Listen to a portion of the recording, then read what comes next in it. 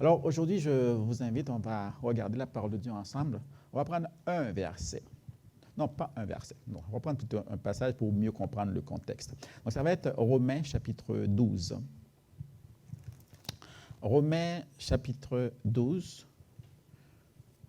Je vais commencer à partir du verset 14 jusqu'au verset 21.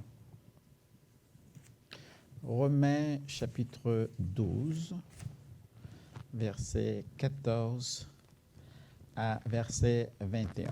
Alors je lis pour vous ce que la parole de Dieu nous dit. Bénissez ceux qui vous persécutent, bénissez et ne maudissez pas. Réjouissez-vous avec ceux qui se réjouissent, pleurez avec ceux qui pleurent. Ayez les mêmes sentiments les uns envers les autres. N'aspirez pas à ce qui est élevé, mais laissez-vous attirer par ce qui est humble. Ne soyez point sages à vos propres yeux. Ne rendez à personne le mal pour le mal. Recherchez ce qui est bien devant tous les hommes. S'il est possible, autant que cela dépend de vous, soyez en paix avec tous les hommes. Ne vous vengez point vous-même, bien-aimés, mais laissez agir la colère, car il est écrit « À moi la vengeance, à moi la rétribution, dit le Seigneur. » Mais si ton ennemi a faim, donne-lui à manger. S'il a soif, donne-lui à boire, car en agissant ainsi, tu amasseras des charbons ardents sur sa tête. Ne te laisse pas vaincre par le mal, mais surmonte le mal par le bien. Donc, je vous invite à dire avec moi le dernier verset qui va être le sujet de notre message aujourd'hui. Ne te laisse pas vaincre par le mal, mais surmonte le mal par le bien. Encore une fois, ne te laisse pas vaincre par le mal, mais surmonte le mal par le bien. Et tout un chacun, nous devrions, dire ce verset pour nous-mêmes, pour chacun de nous-mêmes. C'est quelque chose qui nous parle de façon personnelle, quelque chose que nous devons vivre dans la pratique, dans la vie de tous les jours, en tant qu'enfants de Dieu. Vous savez, ce chapitre 12 nous révèle ce que nous pouvons dire la vie chrétienne, mais en action, dans la pratique. Parce que dans les 11 premiers chapitres de l'Épître aux Romains, et Romains, c'est un livre vraiment, on va dire, de doctrine.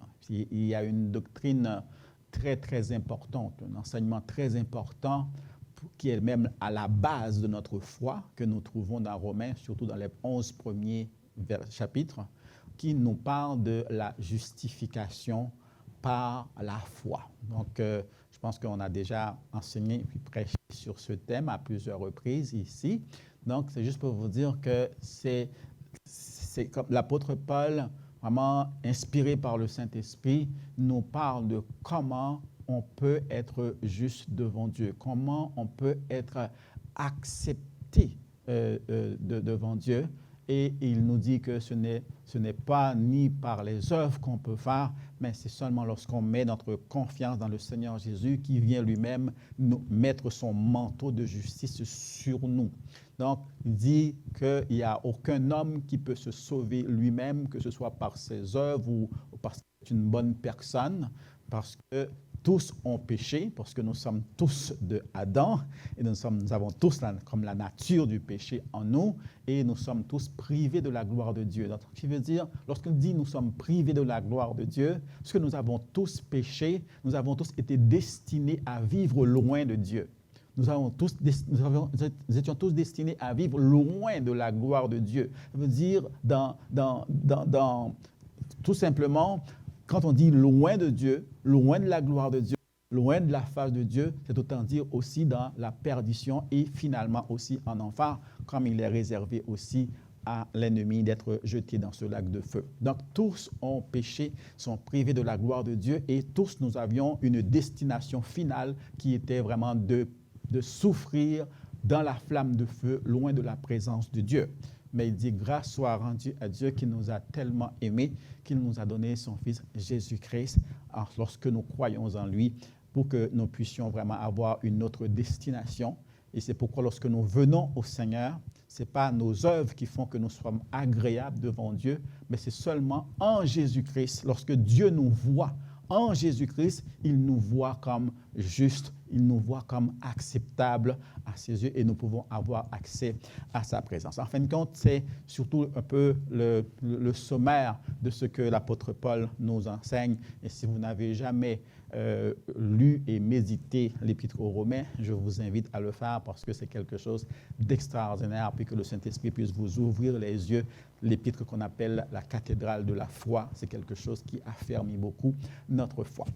Aujourd'hui, on va voir, après avoir enseigné cette merveilleuse doctrine de la justification aux 11 premiers chapitres, l'apôtre Paul, à partir de ce chapitre 12, commence vraiment à dire comme les conséquences de tout cela, de cette doctrine de justification-là, le fait d'avoir été justifié, d'avoir reçu la justice de Jésus-Christ sur moi, qui fait qu'aujourd'hui, je peux me présenter devant Dieu, je peux avoir accès au Dieu éternel, à Yahweh, l'éternel, le Dieu souverain.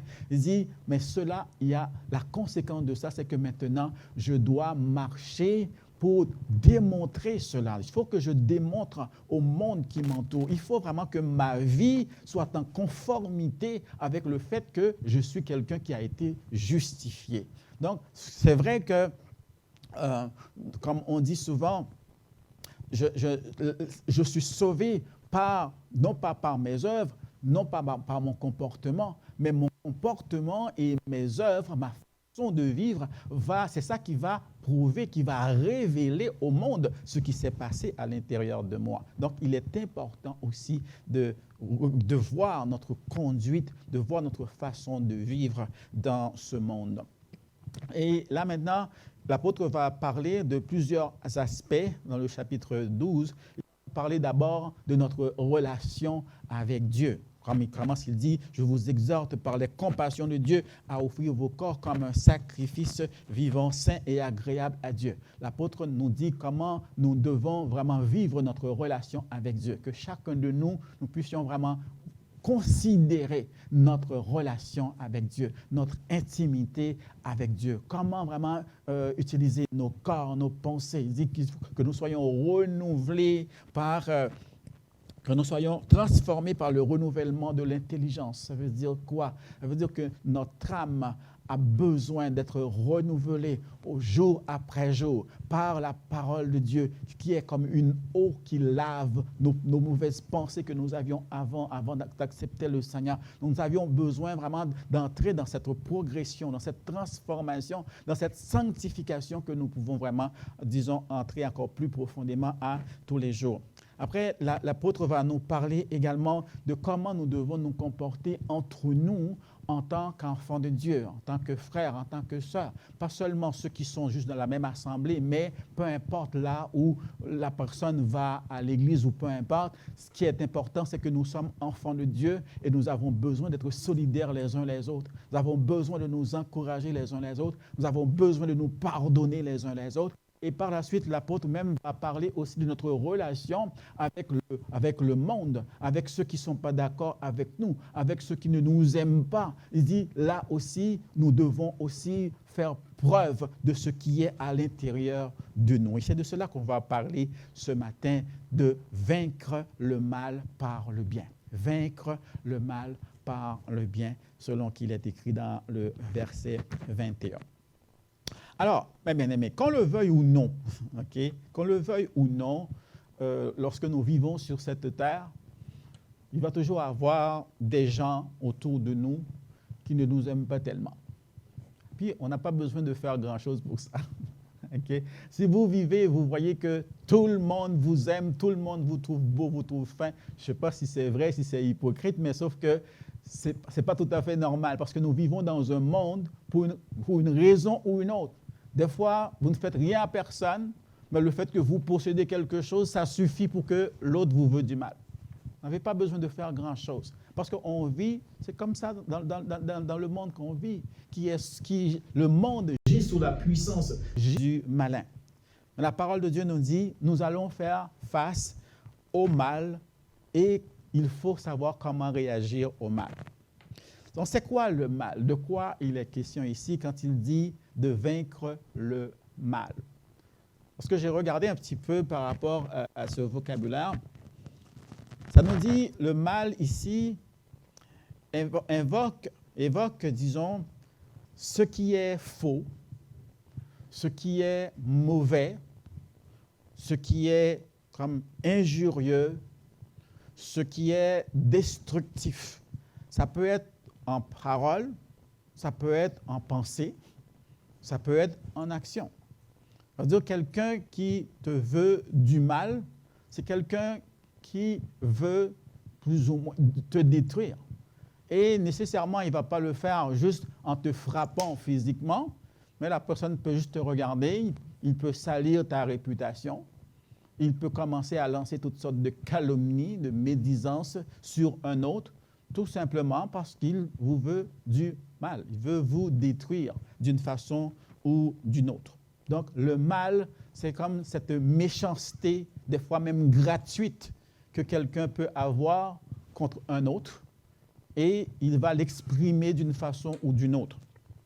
Alors, le plus triste là-dedans, c'est que cela arrive même des fois, même entre des gens qui supposément sont, disons, devraient s'aimer. Comme des fois, ça arrive même parmi des proches. Des fois, ça peut arriver même dans une église, dans une assemblée, où l'un veut le mal pour l'autre. L'un veut détruire l'autre. L'un veut détruire la réputation de l'autre pour une raison ou une autre. Et ça fait encore plus mal quand ça vient des proches. Mais malheureusement, ça arrive plus souvent qu'on le pense. Dans une même famille, on se fait du mal.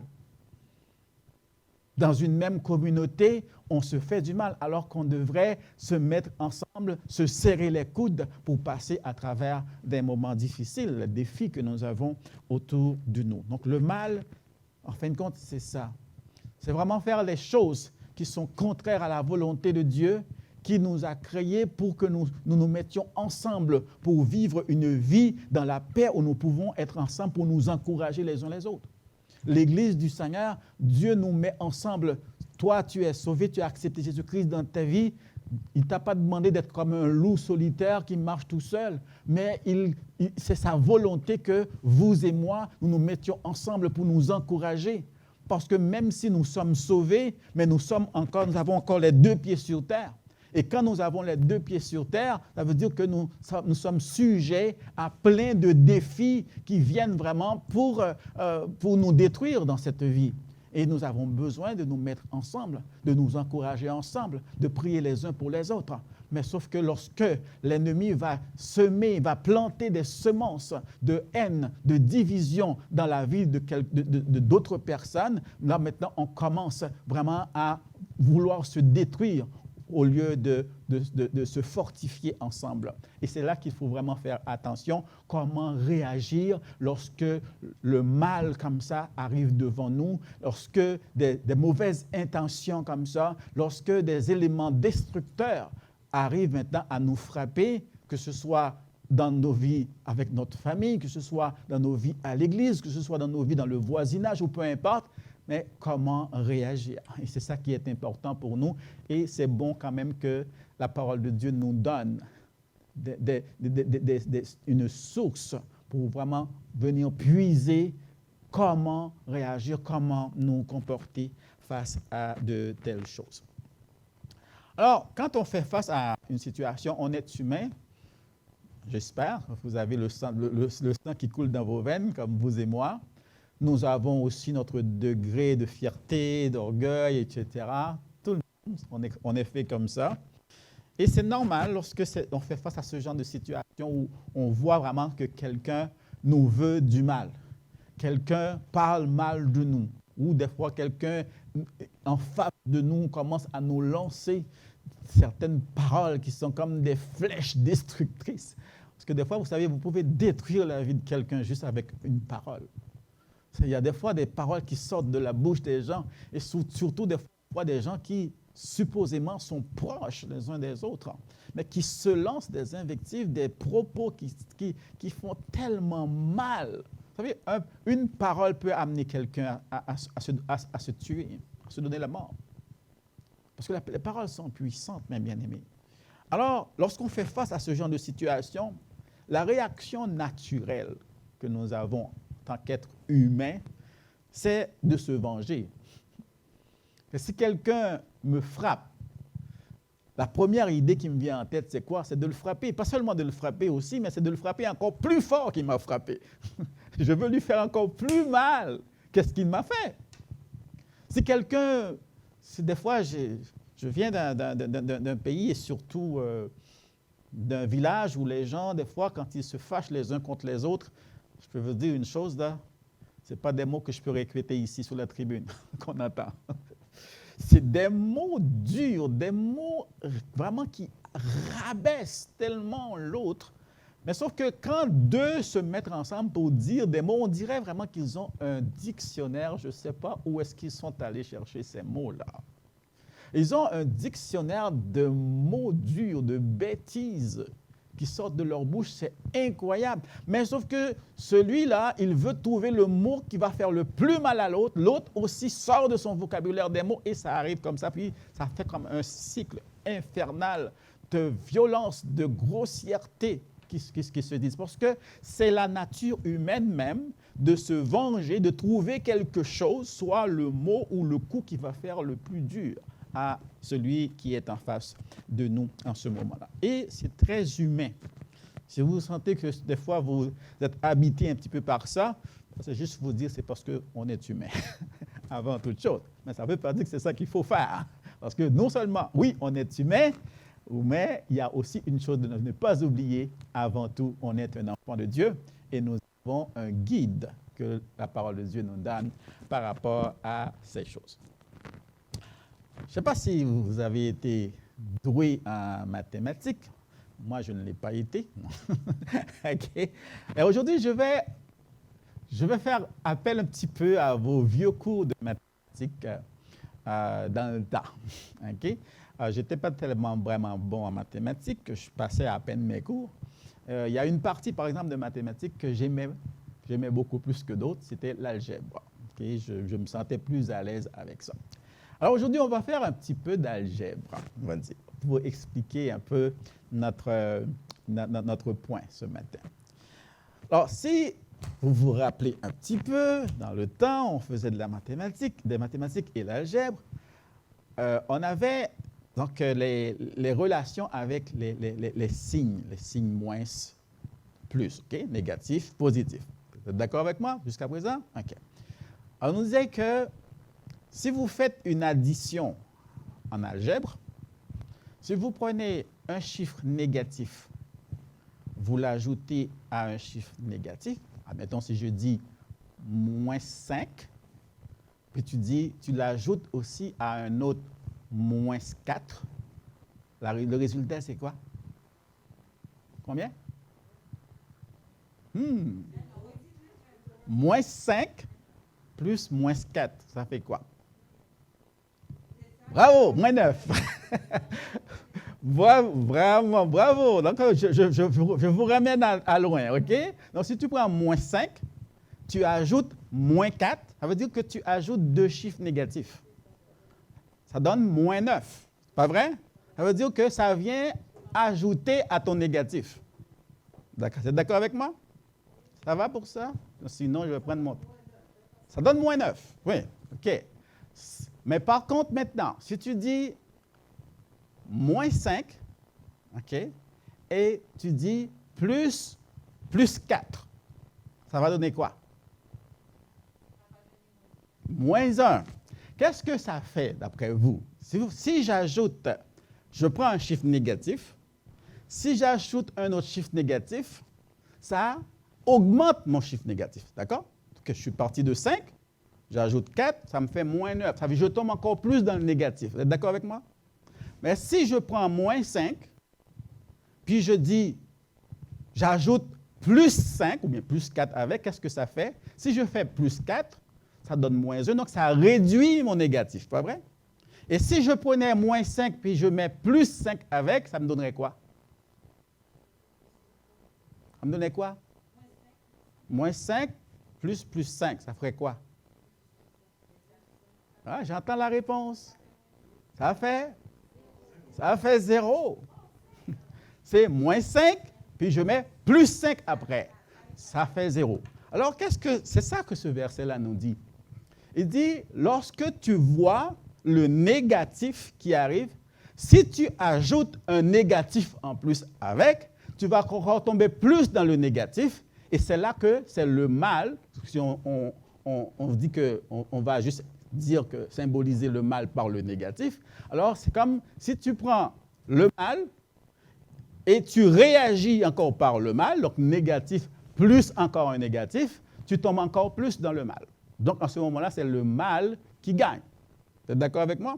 Mais il dit, si à la place de ce négatif-là, de ce mal-là, tu réponds par le bien, ça veut dire un positif, qu'est-ce que tu vas faire? C'est comme ça que toi, tu vas vaincre ce mal-là. Tu vas l'annuler, ce mal-là, et tu vas aller plus loin. Et même si je prends, par exemple, si je dis je prends moins 5, quelqu'un me présente un moins 5, mais moi, je lui présente un plus 10, c'est qui gagne? Parce que ça donne quoi comme résultat? Plus 5, parce que je tombe dans le bien, je tombe dans le positif en ce moment. Donc, c'était mon petit cours d'algèbre pour ce matin. OK? Donc, c'est ça, en fin de compte, ce verset, c'est ce qu'il veut nous dire. Lorsque nous sommes en face du négatif, la réaction que nous devons avoir, ce n'est pas la réaction primaire de notre nature humaine qui nous dit qu'il faut frapper plus fort, qu'il faut trouver un mot plus insultant que l'autre mot insultant que l'autre m'a lancé, mais c'est d'agir autrement, de le faire autrement. Alors, maintenant, vous allez me dire, pasteur, mais comment faire ça? Je suis quand même un être humain. On a des émotions. Quand quelqu'un nous invective, nous lance des injures, quand quelqu'un nous frappe, quand quelqu'un nous fait du mal, quand quelqu'un détruit ma réputation, ça fait mal. Et je serais menteur pour vous dire que moi non plus, ça me fait mal, ça me fait pas mal. Ça me fait très mal aussi quand ça m'arrive à moi aussi.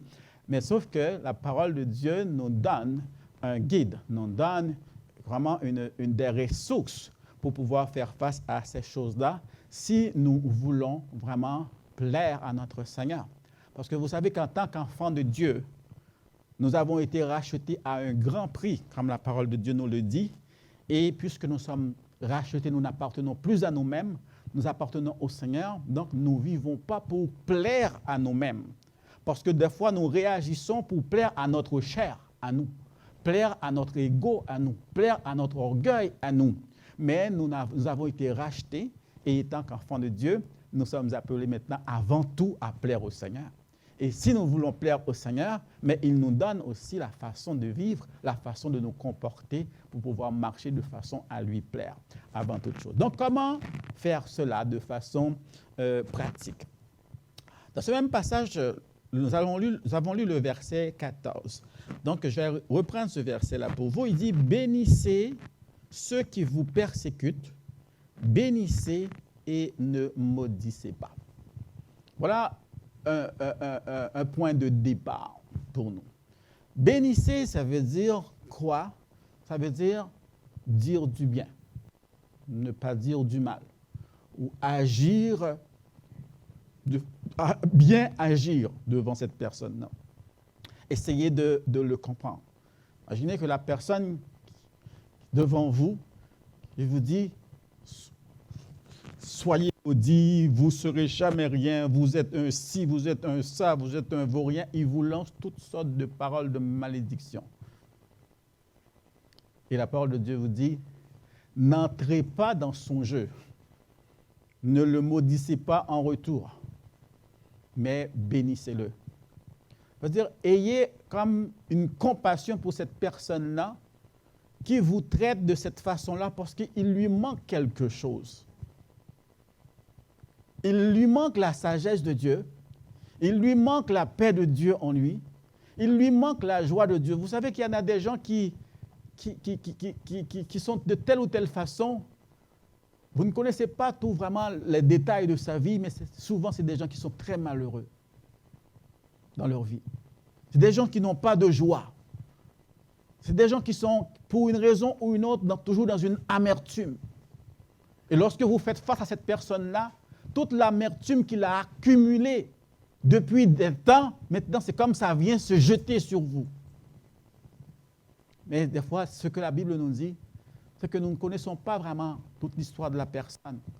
Mais c'est quand même d'agir quand même avec gentillesse, malgré tout, même lorsque la personne vous lance comme des traits meurtriers, avec des paroles qui sortent de sa bouche.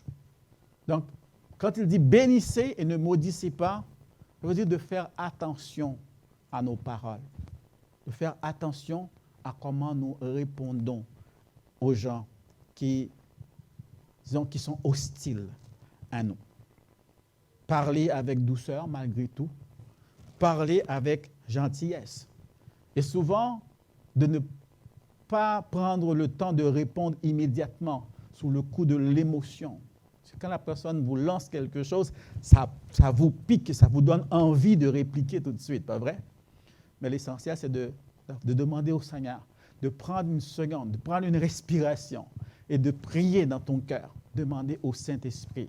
Parce que des fois, la personne qui vous parle, la personne est influencée par d'autres esprits aussi qui viennent pour vous attaquer, pour voir comment vous allez réagir.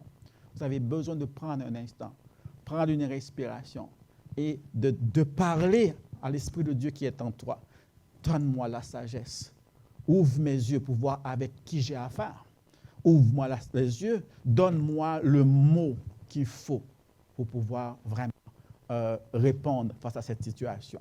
Et des fois, le plus simple, c'est même de se sortir de là. Puis des fois, la façon que la personne nous parle, la personne s'approche de nous, on peut se sentir en danger et non pas en sécurité. Vous n'êtes pas obligé de rester là pour dire « je veux faire le gentil ». Okay? Mais c'est possible aussi que vous devez aussi quitter ce lieu-là pour vous mettre en sécurité. Et s'il y a quelque chose à régler avec la personne, on attend que les poussières soient retombées, on revient pour régler les choses. Donc, il faut vraiment faire attention, mais de ne pas vraiment ouvrir la bouche trop rapidement pour donner une réponse immédiate en essayant de faire plus de mal que l'autre nous a fait comme mal avec les paroles qui sont sorties de sa bouche. Donc, c'est comme vraiment de faire attention à nos paroles, faire attention à nos réactions. Quand on a envie de maudire quelqu'un qui vient de nous maudire, il faut vraiment, comme on dit, tourner sa langue cette fois dans la bouche avant de parler et de demander au Seigneur la sagesse. Parce que le mot qui sort de ta bouche, ça peut vraiment être quelque chose qui va faire un changement dans la vie de cette personne-là. Parce que cette personne-là s'attend à ce que vous agissiez de la même façon que lui. Et d'ailleurs, il n'y a rien qui peut vraiment comme déstabiliser quelqu'un lorsqu'il s'attend à ce que tu fasses la même chose que lui, il voit le contraire. Et souvent, ça fait toute une différence, mes bien-aimés. Et c'est là encore, ça peut être aussi une porte ouverte pour toi, vraiment de présenter le Seigneur à une telle personne aussi. Et c'est pourquoi il est important, sachant que nous ne vivons pas pour nous-mêmes, mais nous vivons pour le Seigneur, nous devons toujours vraiment faire attention. Dans Proverbe chapitre 15 et le verset 1er, je vais lire pour vous. Proverbe 15, le verset 1er.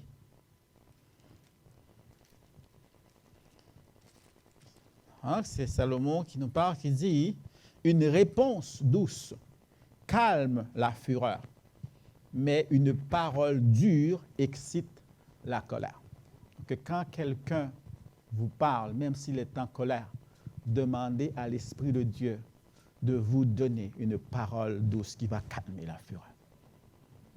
C'est ainsi que nous allons faire le travail en tant qu'enfants de Dieu. Nous n'allons pas tomber dans le piège de l'ennemi. Parce que des fois, il y a des affaires où l'ennemi veut t'atteindre, mais souvent, il va attendre le moment propice. Et ce moment propice-là peut être lorsque tu te mets vraiment en colère. Lorsque tu commences à sortir des choses de ta bouche qui n'ont rien à voir avec un enfant de Dieu. Et c'est pourquoi il faut être vigilant. Il faut faire attention à nos actions, à nos réactions également. Deuxièmement, je peux dire comment faire cela, c'est que le Seigneur nous demande d'être un artisan de paix. Regardez qu'est-ce qu'il dit ici.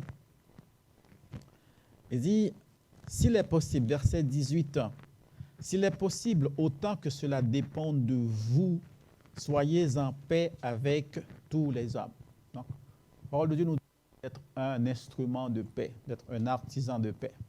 Il n'est pas convenable pour vous, comme pour moi, en tant qu'enfant de Dieu, d'être quelqu'un qui sème le trouble partout où on passe. On n'est pas supposé être celui qui va semer le trouble dans le voisinage partout où on passe.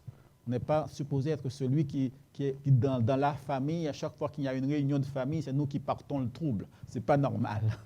Okay? Il dit au contraire, nous devons être des artisans de paix, des instruments de paix. Là où la paix fait défaut, nous devrions travailler pour rétablir cette paix, pour maintenir cette paix. Et c'est comme ça qu'on va voir vraiment Jésus en nous. C'est comme ça, lorsqu'on va annoncer Jésus, les gens vont voir vraiment quelque chose qui va avec en ce moment. Donc, c'est important que nous devons être avant tout des artisans ou des instruments de paix pour maintenir et rétablir la paix aussi avec tout le monde autant que possible. Vous regardez bien le verset, il est clair. Il dit « autant que cela dépend de vous ». Ça veut dire que je dois, en tant qu'enfant de Dieu, faire tout ce qui est possible dans ma situation. C'est certain que s'il y en a un autre, malgré tout ce que je fais, qui ne veut rien savoir, je ne peux rien faire. Pour lui, il y a sa place. Mais il dit autant que ça dépend de vous. C'est-à-dire qu'il y a des choses que nous pouvons faire. Nous pouvons, par exemple, éviter d'avoir des débats inutiles. Des fois, même dans l'Église du Seigneur, des fois, on voit des gens qui ont une position sur telle chose, l'autre a une position sur telle chose, puis c'est des débats, chacun est campé dans sa position, puis chacun veut avoir raison, puis on finit par s'énerver. Alors, ça ne vaut pas la peine. Okay? Si on veut vraiment garder une bonne relation, éviter les débats qui sont inutiles. Et même des fois, s'il y a des discussions qui sont très animées, qui sont très vraiment relevées et tout ça, souvent, ça n'arrive pas, ça finit par vraiment de l'amertume. C'est parce que chaque personne veut finir par avoir raison. Mais sauf que si le fait que tu as raison, ça ne fait que détruire la relation avec ta famille, qu'est-ce que ça t'a donné? Qu'est-ce que ça t'a donné d'avoir raison? Oui, tu dis, telle chose, c'est comme ça. L'autre dit non, c'est pas comme ça. Tu dis ça, c'est blanc, l'autre dit c'est noir. Puis on s'entête, on s'obstine, etc. Puis à un moment donné, ça fait une grosse affaire, puis on ne se parle plus. Est-ce que ce ne serait pas nécessaire pour dire, écoutez, correct, si tu dis que c'est noir, peut-être qu'on ne le voit pas de la même façon, ok, c'est correct, tu as raison, c'est correct. On garde notre relation au lieu de toujours chercher à avoir raison. Il est possible aussi pour être un artisan de paix, un instrument de paix, il est possible aussi que des fois, on a besoin de faire le premier pas pour s'excuser. Même lorsque je suis convaincu que moi j'ai raison, mais si c'est cela qui va permettre que notre relation continue de façon pacifique, mais je comprends. Peut-être que dans ma façon de parler, je t'ai blessé. Je m'excuse pour ça. Donc c'est pourquoi j'ai dit, nous ne vivons pas pour nous-mêmes. Nous vivons d'abord pour Christ qui nous a rachetés. Parce que lorsqu'on fait ces choses-là, c'est vrai qu'on va dire que notre orgueil, à nous, on peut prendre un coup. Mais on ne vit pas pour nourrir notre orgueil, on vit pour la gloire de Dieu avant toute chose. Et ce qui est demandé ici, c'est la même chose qu'on va voir que Jésus, quand Jésus va parler dans Matthieu 6, dans Matthieu 7, qu'il va donner vraiment les grandes lignes de son ministère aux disciples, il parlait de la même chose, de ne pas maudire ses ennemis, mais de prier pour ses ennemis, de bénir ses ennemis. Jésus a dit la même chose. Et si vous me dites, est-ce que c'est quelque chose qui est facile, je vous dirais carrément non, ce n'est pas du tout facile. Il y a quelqu'un qui a déjà dit, il dit donc, aimer ses amis, c'est quelque chose d'humain, tout à fait normal, on a nos amis, on les aime. Mais il dit, mais aimer ses ennemis, ça, ce n'est pas humain, ça. Okay? Parce que ce n'est pas dans notre nature humaine d'aimer nos ennemis. Ça, c'est divin. Et Dieu qui nous demande de le faire, c'est lui qui va nous donner. Si nous voulons obéir, nous voulons nous soumettre à sa volonté, Et tu dis, Seigneur, c'est difficile pour moi, mais parce que c'est ce que tu me demandes, Seigneur, je veux obéir. Là, le Seigneur va te donner le courage, la force pour le faire. Il va te donner la possibilité pour le faire, même si ce n'était pas vraiment ce que nous aimerions faire. Mais nous voulons tout simplement obéir au Seigneur.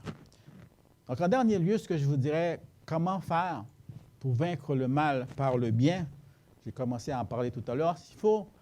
Il faut comme j'ai dit tantôt, surprendre ceux qui nous veulent du mal, ceux qui nous font du mal, de les surprendre. Comment? Comme j'ai dit tantôt, c'est vraiment de réagir de la façon contraire, parce qu'ils s'attendent à ce que nous réagissions de telle façon, quelqu'un te lance des insultes, mais au lieu de lui répondre par d'autres insultes, tu lui réponds par un mot de douceur.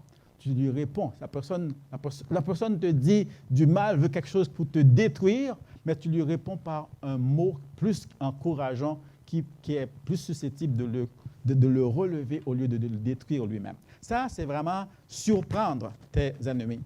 Ça veut dire que nous devons apprendre à traiter les autres, même au-delà de ce qu'ils méritent vraiment. Ce que je veux dire par là, c'est que la personne, par rapport à comment est-ce qu'elle m'a traité, mérite, en fin de compte, que je la traite de la même façon. Mais je vais au-delà de ce que cette personne mérite, je la traite d'une autre façon, de la façon contraire à ce que ma nature humaine me demande de faire. C'est ça, surprendre son ennemi. La personne te dit, des fois, tu regardes la personne avec un air bienveillant, la personne te dit n'importe quoi, puis tu lui dis, merci. Okay. Tu dis merci. Des fois, tu lui dis, je comprends que vous soyez, peut-être que vous passez par des moments difficiles qui fait que vous soyez amer, je comprends.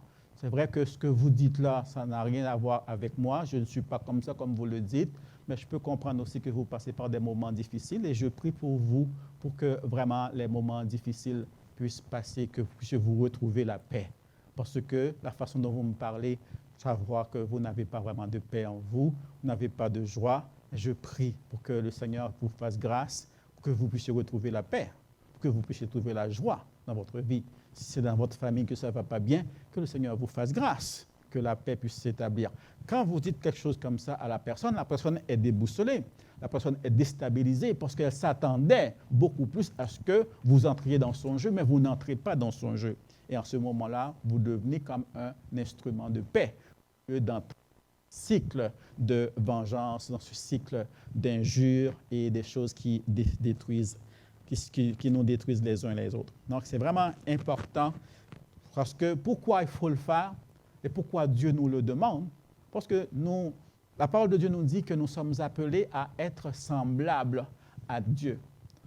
Nous sommes appelés à être semblables à l'image de Dieu. Comme il est dit dans Romains chapitre 10, verset 29, il dit, c'est à cela que nous sommes appelés. C'est que Dieu nous a appelés pour être à l'image de son Fils. Ça veut dire que vivre comme Christ a vécu, avoir les mêmes pensées, les mêmes sentiments qui étaient en Jésus-Christ. Et c'est pourquoi nous devons le faire. Parce que nous, comment Dieu nous a traités, il ne nous a pas traités selon ce que nous méritions. Ce que nous méritions, c'est quoi? C'était la mort à cause de nos péchés, pas vrai? Que si Dieu devait nous juger et nous traiter selon nos iniquités, selon nos péchés, aucun de nous ne serait sauvé, pas vrai? Et c'est pour cela, puisque nous devons vivre à l'image de Jésus-Christ, donc c'est pour cela qu'il nous est demandé, même par rapport à ceux qui ne nous aiment pas, par rapport à ceux qui nous veulent du mal, il nous demande d'agir comme Christ lui-même agit à notre égard, pas vrai? Donc, on va lire 2 versets pour illustrer cela. Dans Psaume 103, verset 10. Et après, on va prendre Psaume 130, verset 3, qui nous dit sensiblement la même chose. Psaume 103, verset 10.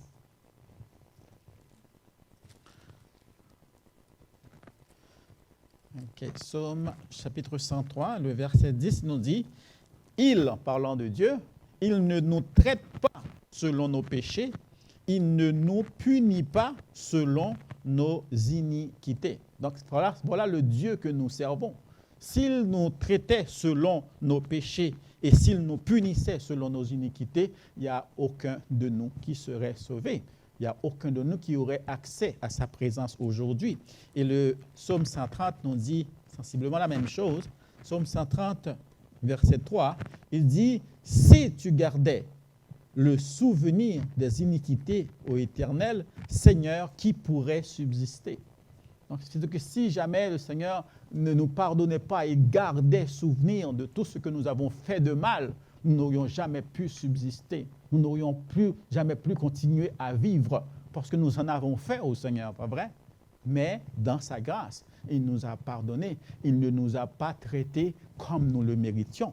Et c'est pourquoi il dit aussi, vous devez traiter même ceux qui vous veulent du mal, ceux que vous pouvez considérer comme vos ennemis, vous devez les traiter comme Christ vous a traité. Pas selon ce qu'il vous a fait, mais selon ce que la parole de Dieu nous demande. Amen. Je sais que ce n'est pas facile. Ce n'est pas facile pour moi, pas facile pour vous. Mais si nous voulons vivre pour le Seigneur, nous devons pratiquer ce que la parole de Dieu nous demande. Bénissez, ne maudissez pas. Bénissez même ceux qui vous maudissent. Parce que la parole de Dieu, elle est là, elle est certaine. Et si elle nous demande cela, c'est parce que le Seigneur veut notre bien. Le Seigneur ne veut pas que nous laissions la place à l'ennemi pour nous atteindre, pour nous faire du mal, pour nous empêcher d'avancer. Alors que le Seigneur vraiment puisse nous guider, que le Seigneur puisse nous aider à travers cette parole. N'oubliez pas, je vous l'ai dit au début, c'est quelque chose de pratique. C'est bon la théorie, mais lorsque nous venons d'entendre une parole comme ça, il est bon de regarder un petit peu nos vies, regarder autour de nous, regarder un peu nos actions, nos réactions, les paroles qui sortent de nos bouches lorsque nous sommes blessés, lorsque nous sommes attaqués, autour de nous, dans nos familles, dans notre Église. Regardons est-ce que des fois, comment nous réagissons entre nous. C'est important. Et lorsque nous faisons cet effort-là, même si vous croyez que c'est difficile, vous demandez à Dieu de vous aider. Seigneur, c'est difficile, mais je veux le faire parce que c'est ta parole. Je veux obéir. Je dis oui, Seigneur, à ta parole, à ce que tu me dis. Donne-moi la force, donne-moi comment le faire. Ouvre tes portes devant moi pour que je sois agréable à toi parce que je veux obéir à ta parole. Alléluia. Alors que Dieu puisse vous bénir, je vais prier pour terminer ce matin. Merci Seigneur. Tu es le Dieu de gloire. Et Seigneur, tu veux pour nous, Seigneur, une vie qui ressemble de plus en plus à l'image de Jésus-Christ. Nous prions, Seigneur, que ta parole puisse faire son effet dans nos vies. Nous prions, Seigneur, que chaque personne qui nous a écoutés ce matin, que ton Saint-Esprit, Seigneur, puisse les éclairer, leur montrer, Seigneur, éternel notre Dieu, là où il faut apporter les ajustements nécessaires pour être agréable à toi. Nous voulons, Seigneur, lorsque le mal se présente devant nous, puisque tout autant que nous sommes sur cette terre, nous avons à faire face au mal. Mais Seigneur, lorsque cela se présente devant nous, donne-nous, Seigneur, la sagesse d'en haut pour réagir par nos paroles, nos actions, nos réactions, nos comportements. Seigneur, que nous puissions le faire, Seigneur, en tant qu'enfants de Dieu. Seigneur, en nous oubliant nous-mêmes, Seigneur, et en pensant toujours à te plaire et à vivre pour toi, mon Dieu. Que ton Seigneur soit béni. Merci d'être avec nous. Merci de prendre contrôle, Seigneur, du restant de cette journée. Et que chaque jour, Seigneur, cette parole puisse trouver son application dans nos vies. Nous te disons merci, Père. Dans le nom puissant de Jésus, nous avons prié. Amen. Alléluia. Merci, Jésus. Alléluia.